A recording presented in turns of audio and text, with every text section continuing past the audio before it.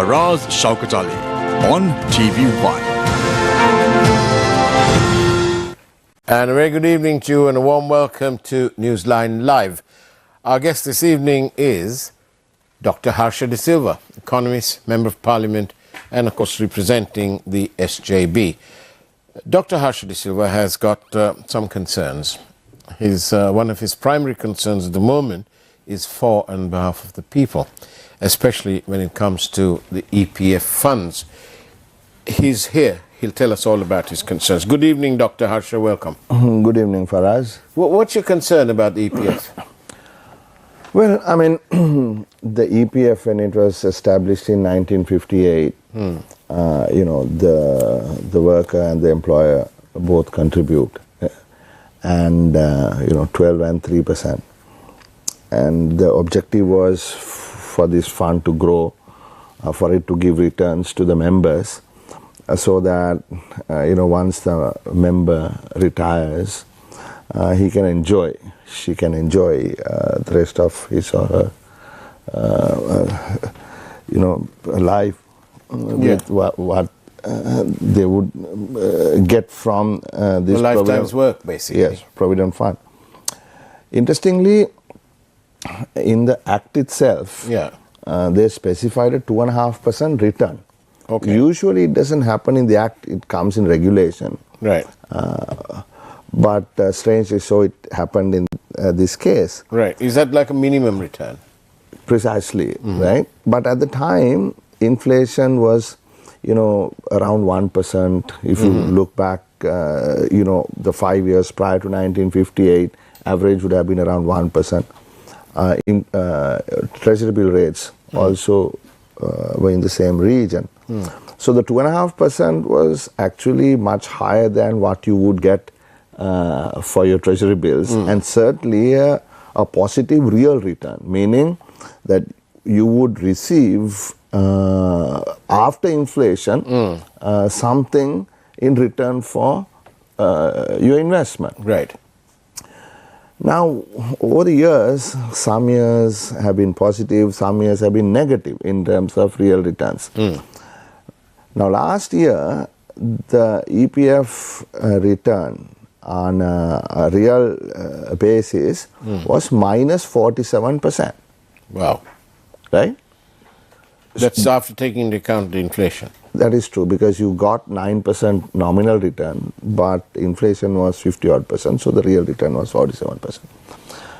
So therefore, already the members of the Provident Fund have been fairly, burdened, and their pension, the value of their Provident Fund had significantly eroded. Yeah. Now, if you look at the pension, the Provident Fund itself, the value of it in dollar terms was something like $15.8 billion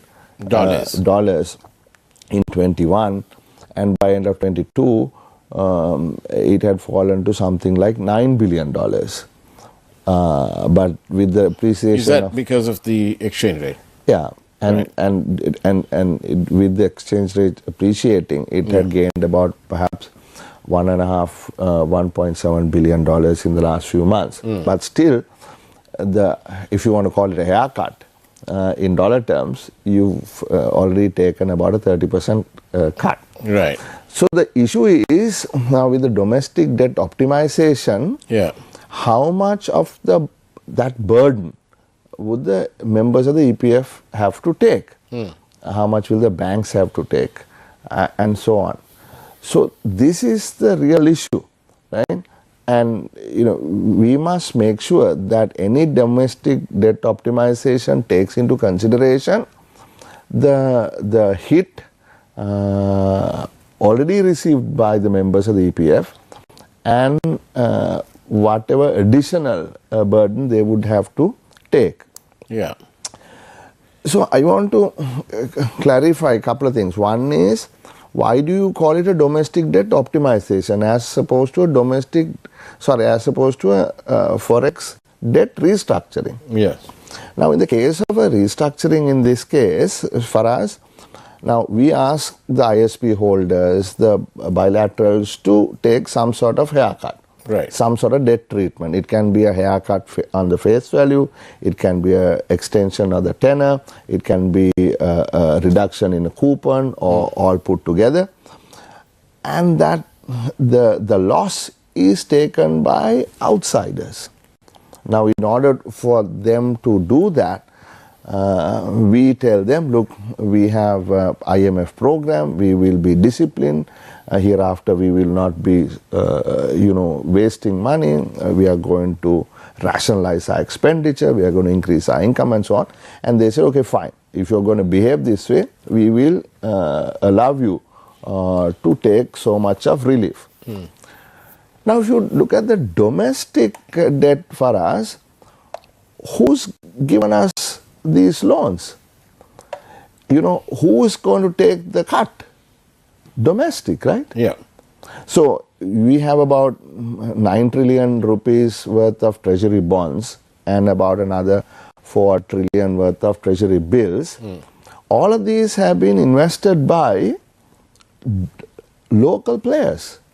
So, if you look at the treasury bills, about 2/3 of those bills are actually held by the central bank.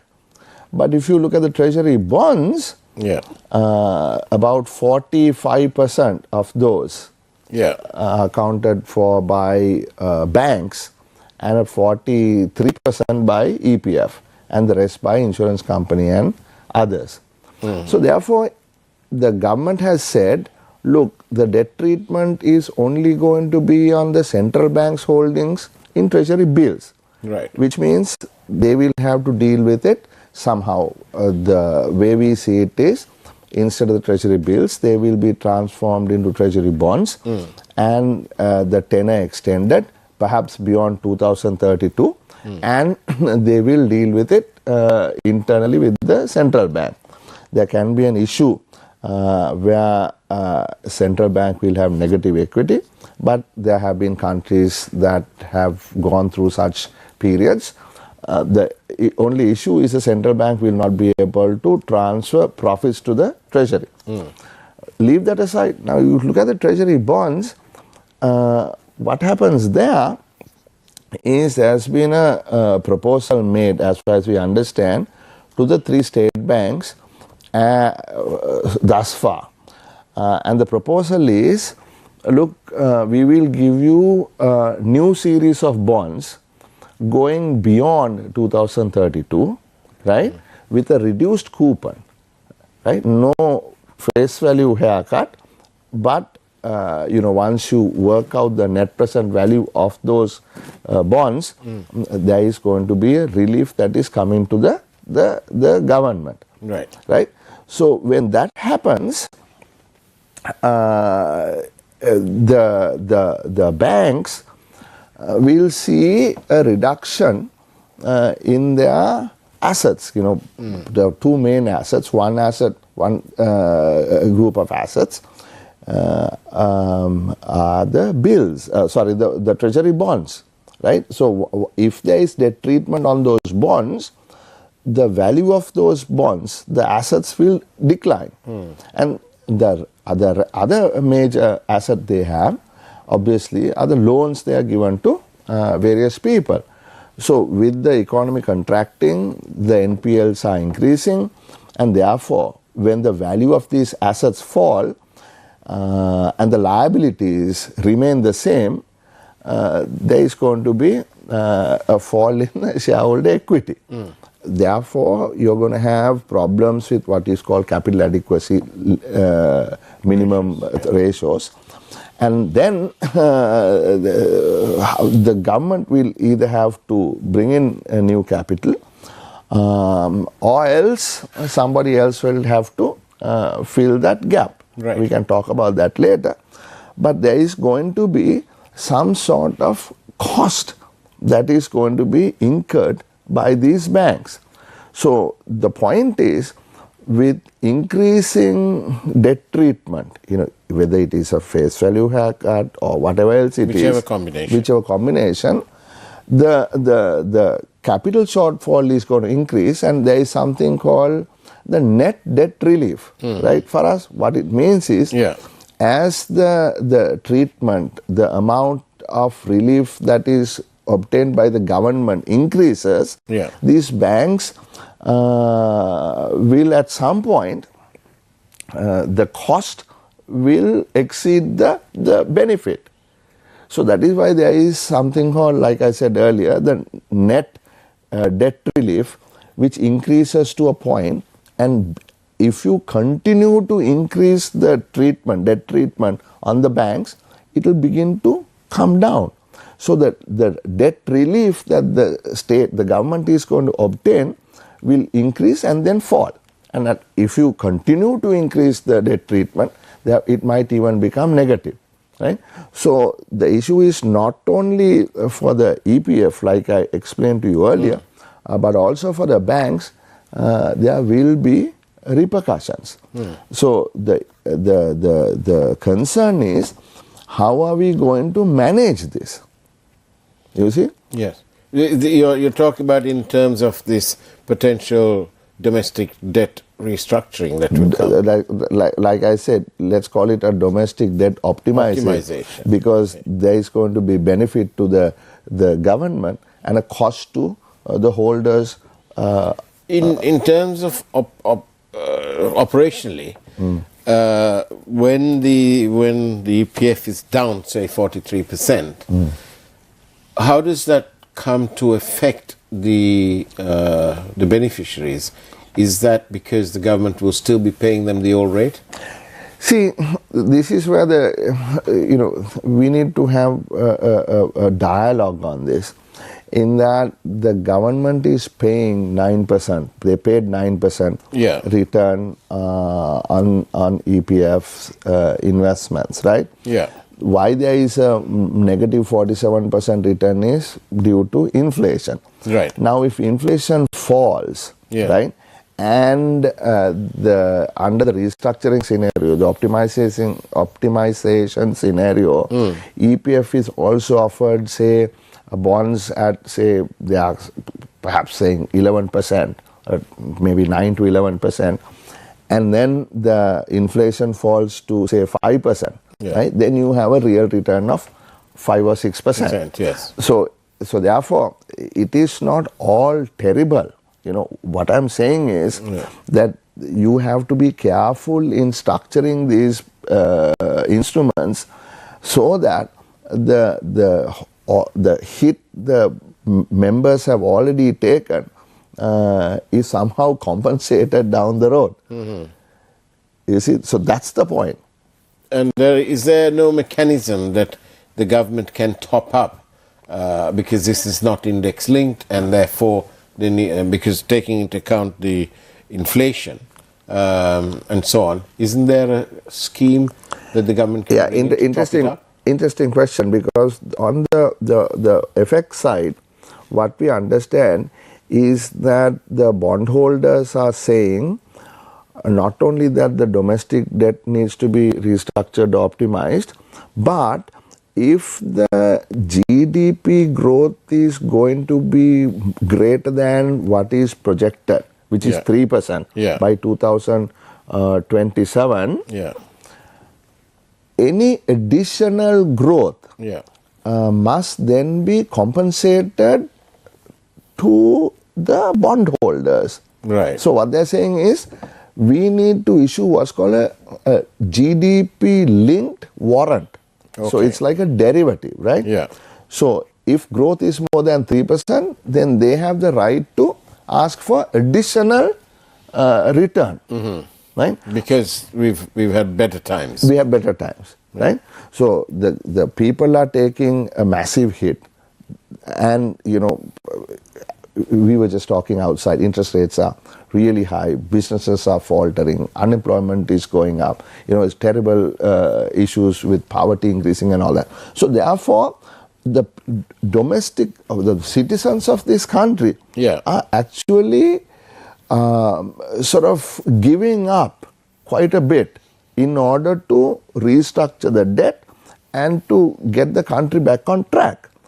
So so the benefits that accrue then cannot be completely given away to the foreign bondholders. You see, my point is that. So therefore, if there is going to be any GDP-linked warrants issued to the foreigners, in my assessment, these should be also be given to the guys who are taking the hit locally, whether it is the EPF or whether it is the state banks. Because given that this is technically voluntary, right? The what is called the consultation document has only been given to the state banks. Thus far, the private banks seem to be quite all right. Okay, but actually, we can't really state banks. We can't afford for the state banks to do this because they're already holding around 7 trillion. No, but then it is the state banks and the EPF that will have to carry the burden.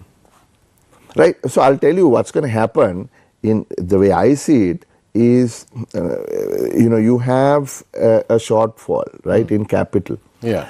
If the government is unable to recapitalize, then the multilaterals, ADB, World Bank, very likely would come in and fill the gap. Yeah. But they are not going to continue to do that forever. Yeah. So in the second step, if they want to take their money back, what could happen is a certain percentage of these state banks could be then issued to outside investors so that they can replenish this capital. On that note, Dr. Harsha, let's go for a short break and take a peek at this evening's headlines from the Primetime News team. We'll see you on the other side of the break with Dr. Harsha de Silva.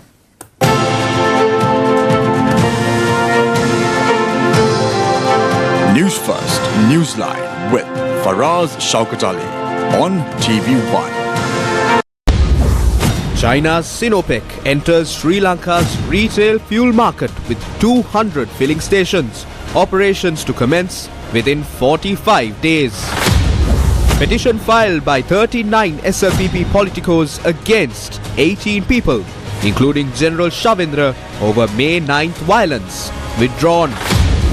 Hartley Champika launches new political party. Minister Tiran Alas says no change in ministries. Will the PUCSL chief, who stood by the people, be sent home via a parliament proposal? Protest in Anuradhapura demanding a solution to the human-elephant conflict. New office bearers of Sri Lanka cricket assume duties.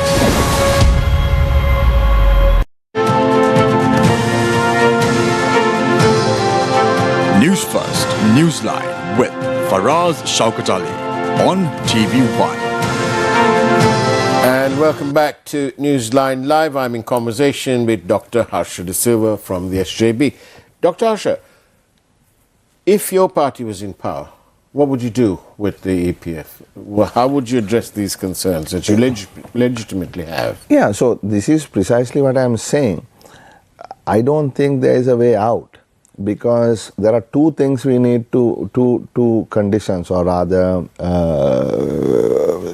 we have to bring down the debt to GDP from wherever it is 120 to 95 by 2032, right?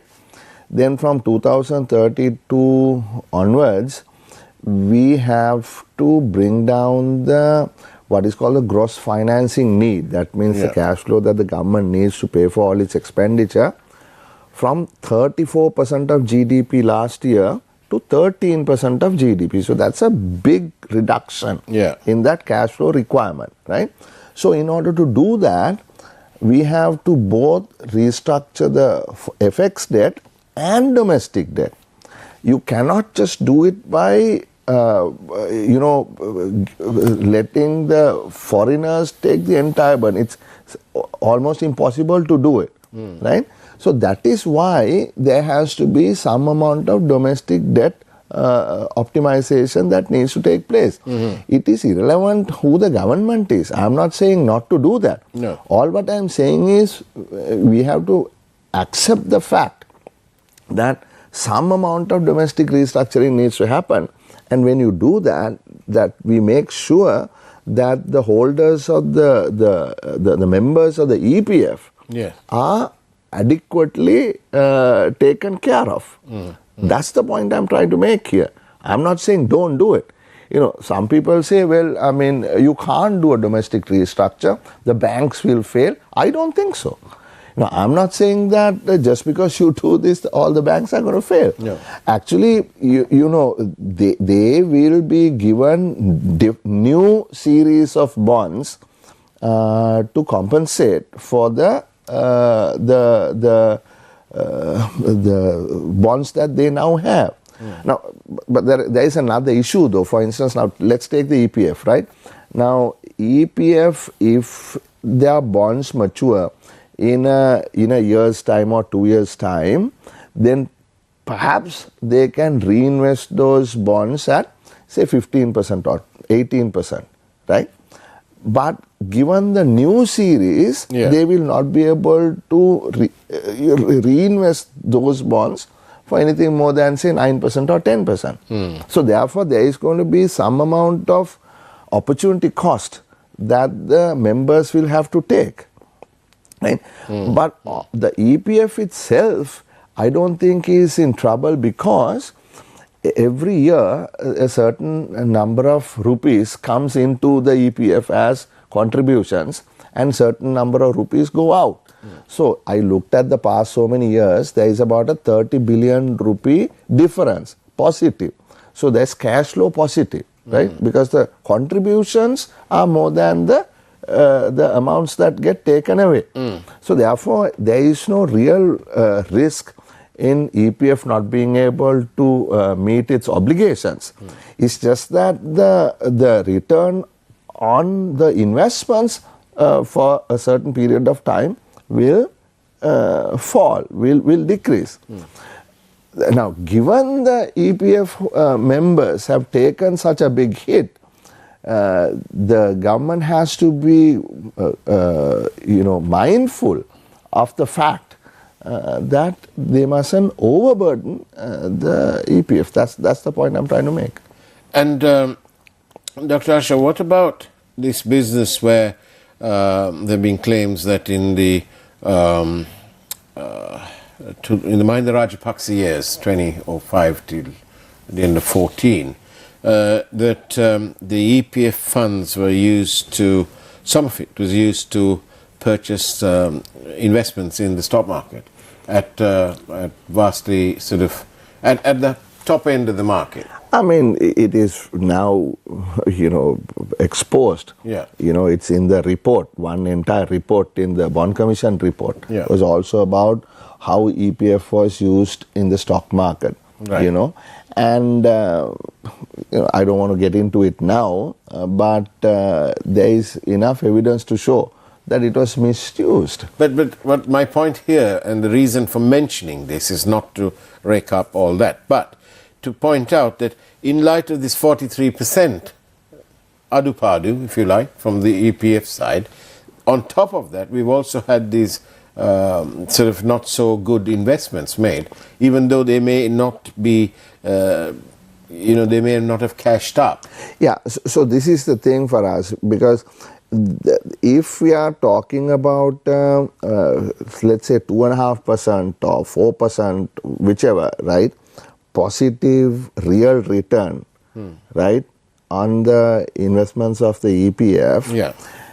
In fact, the Act says that if the EPF is unable to meet that minimum payment, then there must be a parliamentary resolution to provide the EPF with sufficient funds to make that payment to the members. Now, think about the logic there, right? And then, over a period of time, that loan can be settled. So, the focus of the EPF was and continues to be and should be that it is the retirement benefits of the worker, of the employee. It cannot be subjugated by the fact that the government requires cheap money, and therefore, to hell with the members of the EPF, we will take the money and give the members a minus 47% real return. So that's a serious matter, right? Because when you say minus 47% real return, meaning, if I had 100 rupees worth of buying power, right? I have 47. I only have 53 rupees of buying power because of what happened to my fund in the last year. So therefore, there is a problem, the conflict of interest in the central bank, which has happened for the last 50 plus years. Yeah. And that is the public debt department and the employees provident fund department are two separate departments within the central bank. They are both doing agency functions. In fact, none of these two should be inside the central bank. They should be independent. Independent. The public debt office should sit independently, and they should find the best way, the lowest cost method to fund the government's requirement. But what has happened, and that is where all these allegations have been sort of over the years been coming up, is that the government's requirement to borrow supersedes the need for the EPF to get the best return for the employees. Now, just go back during Mr. Gotabaya Rajapaksa's 2019 to before we got, before we declared bankruptcy. Yeah. They had a 5% maximum rate at which the Treasury borrowed, right? Now, which means that the members were not able to get market rate, or market rate in reality would have been far higher if the arbitrary maximum of 5% was not put in there, right? So that happens because the central bank is always controlled, or has been and continues to be until the new bill comes in, new act comes into force, controlled by the political elements within the treasury and the government. Is there anything that the SJB is now doing, trying to influence the outcome of this matter with the EPF funds? Yes, in fact, just today we had a discussion with Professor G.L. Pires also and others. The entire opposition is together looking at this issue. Yeah. And, there have been some suggestions, perhaps one needs to move court on this matter. But, we need to sit and discuss that, it is not, possible for a person to say, look, we can do without a domestic restructure. If that is the case, then we'll have to prove, look, we have to be able to push the entire burden on the foreigners, right? And that is difficult given the massive reduction in what I just told you earlier, the gross financing need that we have to meet. So there has to be some sort of burden sharing. And in this burden sharing exercise, there has to be some equitable equation here, right, so that the domestic debt holders are not unfairly treated. Right.